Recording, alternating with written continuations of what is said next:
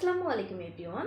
আমার নাম মোসাম্মদ লিমা আক্তার। আমার স্টুডেন্ট আইডি 23NKT014। আমি বর্তমানে গোপালগঞ্জ বিজ্ঞান ও প্রযুক্তি বিশ্ববিদ্যালয়ে অধ্যয়নরত আছি।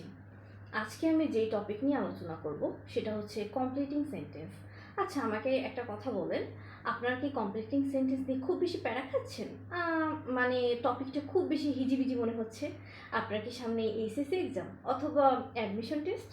তাহলে এই ভিডিও আপনার জন্য। এখানে আমি কয়েকটা রুলস ক্লিয়ার করে দেব, তাহলে আমি আশা করতেছি আপনার কোনো প্রবলেম থাকবে না। চলেন শুরু করা যাক। প্রথমে দেখো, no sooner had dot dot দেন, এই যে। তারপর দেখো scarcely had dot dot when. তারপর দেখো hardly had dot dot when. প্রথমে অর্থ শেখো। No sooner had dot dot দেনের অর্থ কি? মাত্রই। তোমরা হচ্ছে মাত্রই অর্থে ব্যবহার করতে পারবা।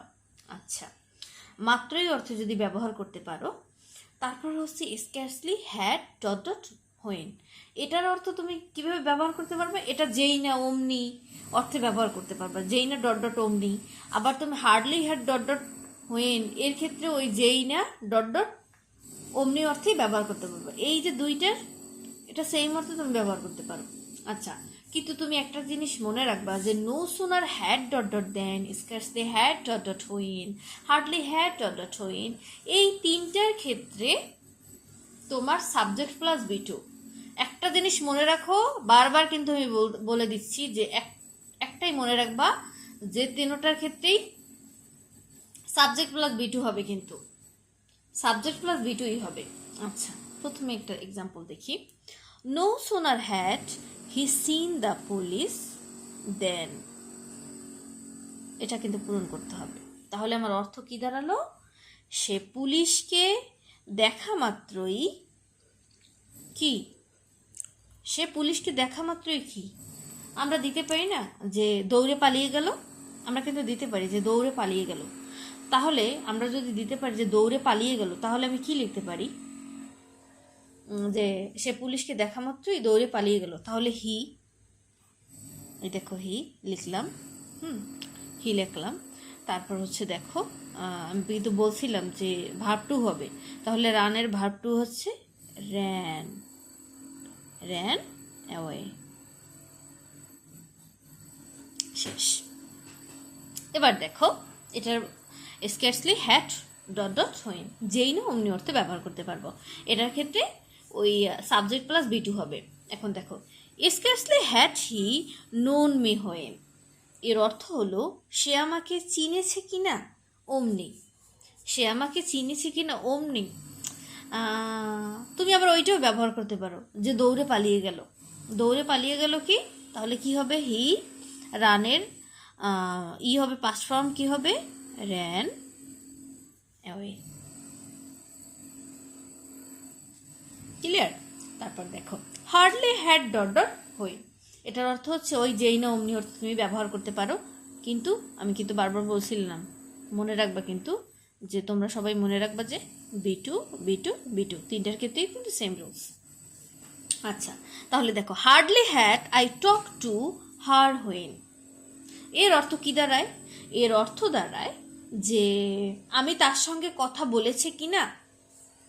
এখন আমি কি লিখতে পারি বলো তো একটু? যে আমি তার সঙ্গে কথা বলেছি কিনা লিখতে পারি যে অমনি তাকে কাঁদতে দেখলাম, অমনি তাকে কি করতে দেখলাম? কাঁদতে দেখলাম। তাহলে দেখো তো, তাহলে আমি কাঁদতে দেখলাম, তাহলে আই কি লিখতে পারি? সি। সি কিভাবে লিখবো বলো তো? বি2 না, তাহলে কি লিখতে হবে? স, রাইট, স লিখতে হবে। তারপর হচ্ছে হার ক্রাইং, হার ক্রাইং।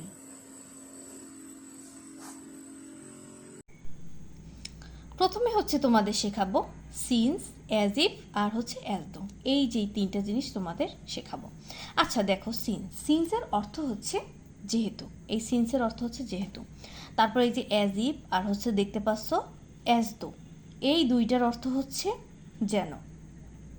এই যে তিনটা দেখতে পাচ্ছ, since, as if, as though, এই তিনটার ক্ষেত্রে কিন্তু সেম রুলস।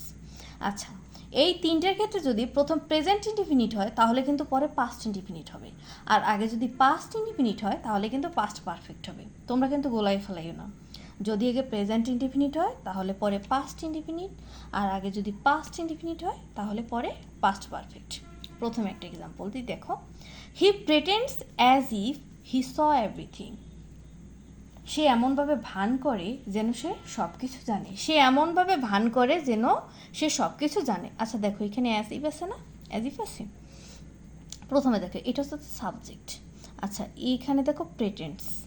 এখানে প্রেটেন্ডস কি, এই যে প্রেটেন্ডস, এটা হচ্ছে কিন্তু প্রেজেন্ট ফর্ম, মানে বি ওয়ান, এটা কিন্তু বি ওয়ান। তাহলে আমরা শিখেছি কি, যদি প্রথমে হচ্ছে এই যে since, as if, as though এর আগে যদি বি ওয়ান ব্যবহৃত হয় তাহলে কিন্তু পরে কিন্তু পাস্ট ইনডিফিনিট হবে। তাহলে এখানে কি হবে, বি টু হবে। এই দেখো এখানে তাহলে কি হবে, বি টু। তাহলে দেখো, he pretends as if he saw everything. As if এর আগে হচ্ছে প্রেজেন্ট ইনডিফিনিট হয়েছে, এর জন্য হচ্ছে পরে কি হয়েছে, পাস্ট ইনডিফিনিট। দ্বিতীয় এক্সাম্পল হচ্ছে, Hriday taught me the lesson as though he had been my teacher. হৃদয় এমনভাবে আমাকে লিসনটা শেখালো যেন সে আমার শিক্ষক। আচ্ছা, এখানে দেখো এই অ্যাজ দো আছে। অ্যাজ দো আমি কিন্তু বলছিলাম যে অ্যাজ দো এই তিনটার ক্ষেত্রে যদি এই দুইটা হয় তাহলে পরে হবে এই দুইটা। আচ্ছা, যেহেতু টট, টিসের হচ্ছে বি টু ফর্ম হচ্ছে টট, এটা হচ্ছে বি টু ফর্ম। আচ্ছা, আমি কি বলছিলাম, এই যে বি টু ফর্ম যদি ব্যবহৃত হয় তাহলে কি হবে, বি থ্রি হবে। দেখো তো বি থ্রি আছে কি না, বি থ্রি কিন্তু আছে। তাহলে তোমরা এভাবে যদি শেখো তাহলে তোমাদের হচ্ছে কোনো ঝামেলা থাকবে না। আচ্ছা, এবার দেখো, I didn't join the meeting since I had been ill.